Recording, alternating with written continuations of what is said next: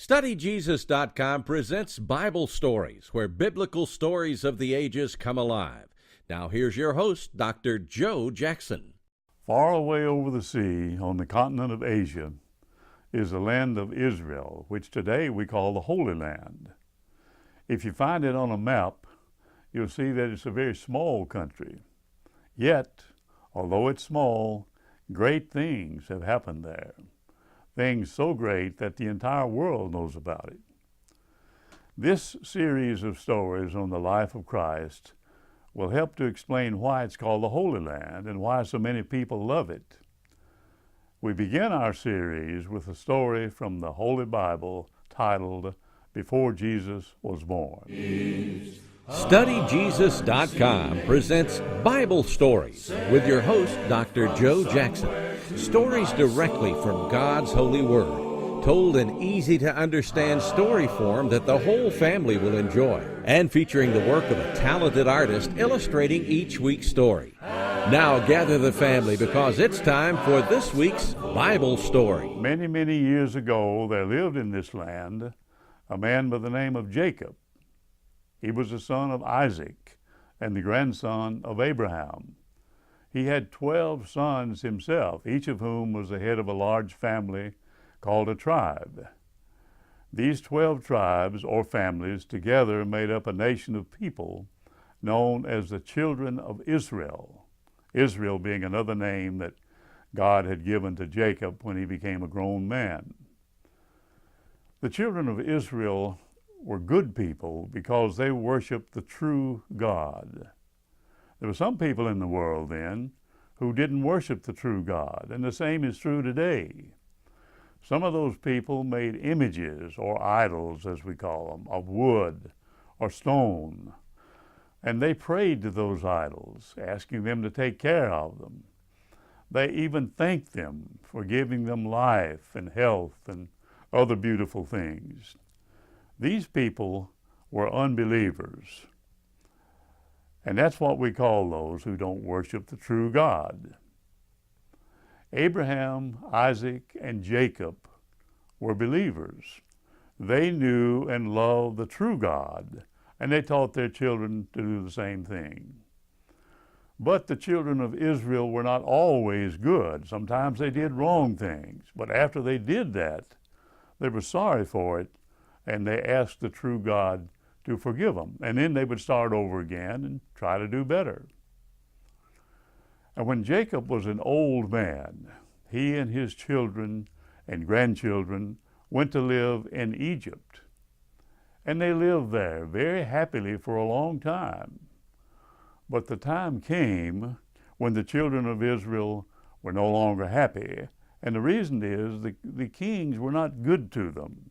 The kings who were then in power no longer loved them as the former ones did. These kings, in fact, made slaves of them.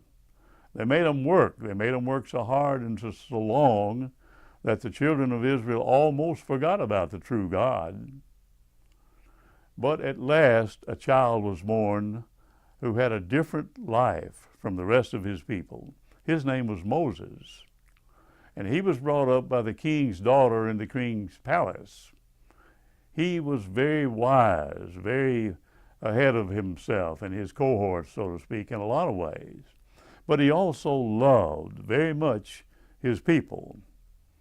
He could see how badly they were treated and how unhappy they were. And his greatest wish, therefore, was to set them free and take them back to Palestine. And the time came when the true God allowed him to do just that. It was hard to get so many people ready for a long trip. By this time, there were hundreds of thousands of these people. It was also hard to make them do as God wanted them to do. They found fault with everything, especially if things didn't please them. They found fault with Moses. They even found fault with God. There were many years of very hard work for Moses and the other leaders before they were at last finally settled into their own country and into their own homes. Moses himself didn't get to go. For many years, the true God was their king. He gave them laws through Moses, and he chose all their leaders, and those leaders would talk with God and learn from him what to do. But the time came when those leaders and the people wanted to be like all the other nations around them. They wanted a king themselves, like the other kings. They wanted a king they could see, a king who could go before their army, for example, when it went to fight a war. So God gave them a king, and the first one was not a good ruler. And when he died, a young man named David became king. David was a good king. He tried to do always as good as he could, tried to teach the people to obey the laws of the true God. David belonged to the tribe or family of Judah. He was born in Bethlehem, and when he was chosen to be king, he was only a boy. He was a shepherd boy. For that reason, he's often referred to as the shepherd king. Although he left his country home and went to Jerusalem to live when he was still a young man, he never forgot the lessons that he learned in the fields around Bethlehem. He wrote beautiful songs that show that while he stayed with sheep hour after hour, his thoughts were really about the goodness of the true God. The Bible called these songs Psalms, and one of them begins like this: "The Lord is my shepherd, I shall not want." Maybe you know that psalm. And when David died, his son Solomon became king. Solomon was a very rich man, and he also was a very wise man. He knew so much, in fact, that he's been called the wisest man who ever lived. And he built for the people a beautiful temple where they could go and worship the true God. And when this temple was built, the people promised always to love God and always to obey God, the God who had been so good to them and to their fathers. If they had just remembered this promise and kept it, they would have been a strong nation even today. But very soon they began to break God's laws.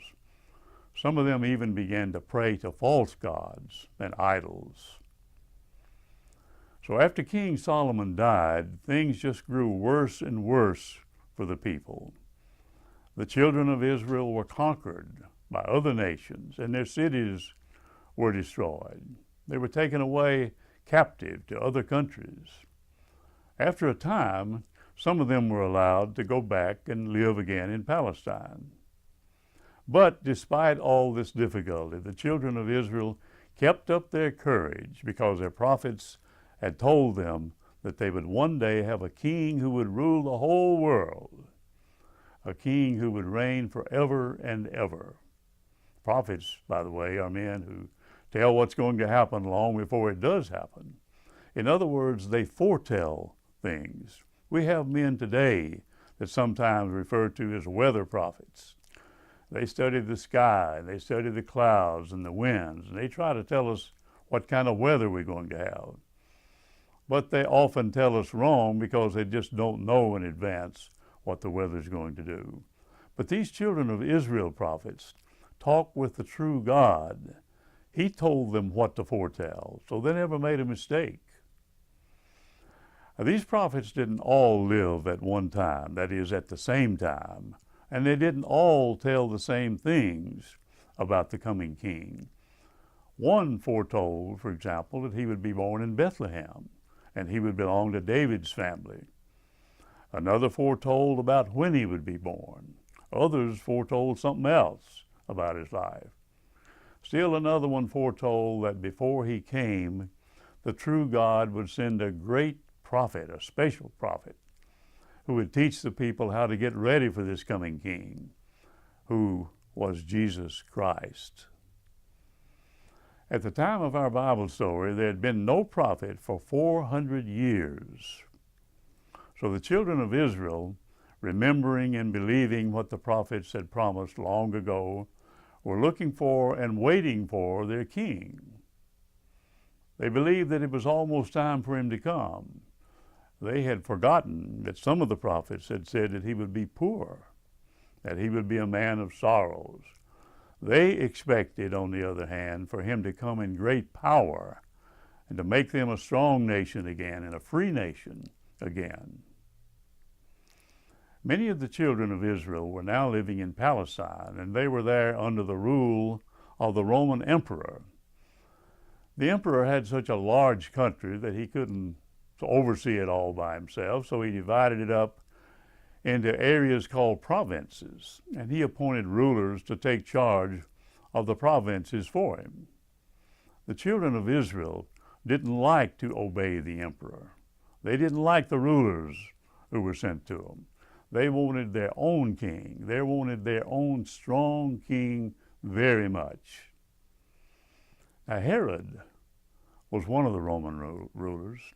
He was also called a king, and he was very much disliked. And he was what we might call today paranoid in a way, or to an extent. He began to be afraid that he was going to lose his throne. So in order to please the children of Israel, he built a beautiful temple for them, even more beautiful than the one that Solomon had built. That one, by the way, had been destroyed when the children of Israel were driven out of their country. And the temple which had been built when they had returned was now old and falling down. And that temple, by the way, was not like our church buildings today, and their worship service was very unlike ours today. Their temple was one building with 2 rooms, and in the smaller of these rooms, only the high priest could go, and he could do that only once a year. In the other room, any priest could go in. Around the temple building there were 4 large open spaces called courts, separated from each other by walls. One of the courts was for the priests only. One was for Jewish men only. One was for Jewish women only. And the 4th one was for everyone who was not of the Jewish race. No one could go further into the temple than the courtrooms. And when we speak of people going into the temple, we mean that they went into one of these courtrooms. The ministers were called priests. They did all the work in the temple. They took charge of the worship services, did everything that was involved with the temple. In those days, the people did a lot more than pray to God to forgive their sins. They offered sacrifices. In the temple, there was an altar, sort of a table covered with brass. And on this altar, a fire was kept burning day and night, twice a day, twice every day. A special lamb was offered as a sacrifice on this altar. And the people prayed to God, the true God, asking him to forgive their sins. And this was called a sacrifice. Another thing the priest did was to offer incense. Incense was made of sweet spices, very fragrant. And while it burned, the people in the courtrooms outside the temple were praying, and they were praying that their prayers might rise up to the true God as sweet and pure and as well-pleasing as the smell of this incense. One day, just about the time that our Bible story begins, the work of burning the incense fell to the lot of a priest named Zacharias. Zacharias' wife was named Elizabeth. They had no children. Both Zacharias and Elizabeth wanted a child very much. And they prayed a long time, asking God to please give them a baby. On this particular day, Zacharias was alone in the temple. He was burning the incense and praying to the true God. He looked up, and suddenly he saw an angel standing there at the right side of the altar. When Zacharias saw him, he was afraid, understandably afraid. But the angel said, "Do not be afraid, Zacharias, for your prayer is heard. God will give you and Elizabeth a baby boy, and you must call his name John. He will bring you great joy and gladness, and many other people will rejoice that he's born. For he shall be great in the sight of the Lord, and he'll turn many people from their wicked ways and teach them to love God. This child is the one whom the prophet said would come to make the world ready for the Christ. Zacharias couldn't believe what he heard.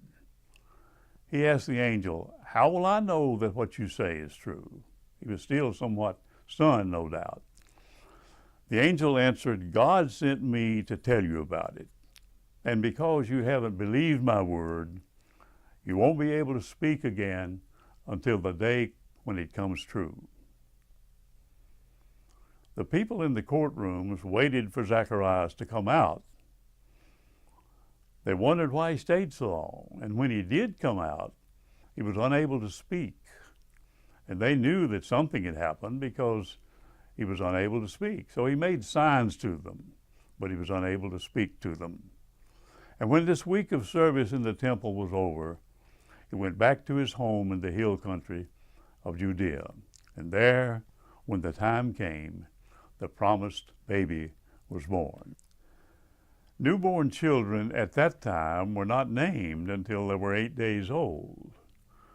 When it was time for this baby to be named, friends of the family called him Zacharias, after his father. But the baby's mother said, "No, he is to be called John." The friends thought it was strange to call him John, because nobody in his family ever had that name. Also, it was the custom of that time to call the first boy baby born into a family after his father. So the friends made signs to Zacharias, and they asked him what name he wanted his newborn baby to have. Zacharias asked for a writing tablet, and he wrote, "His name is John." So the friends wondered still more when the father also chose that name. And they soon had even more reason to be surprised. Zacharias, remember, hadn't spoken now for a long time, all of a sudden began to talk again. Would you like to know what he said first? First, he thanked the true God for what had happened. And then he told his friends that the Christ, the foretold and promised king, was coming very soon. He also told them that his newborn child was the prophet who would teach the people about their king. Now, this story was told all through the hill country of Judea, and the people were very curious. They were wondering, and they asked, "What kind of child will he be?"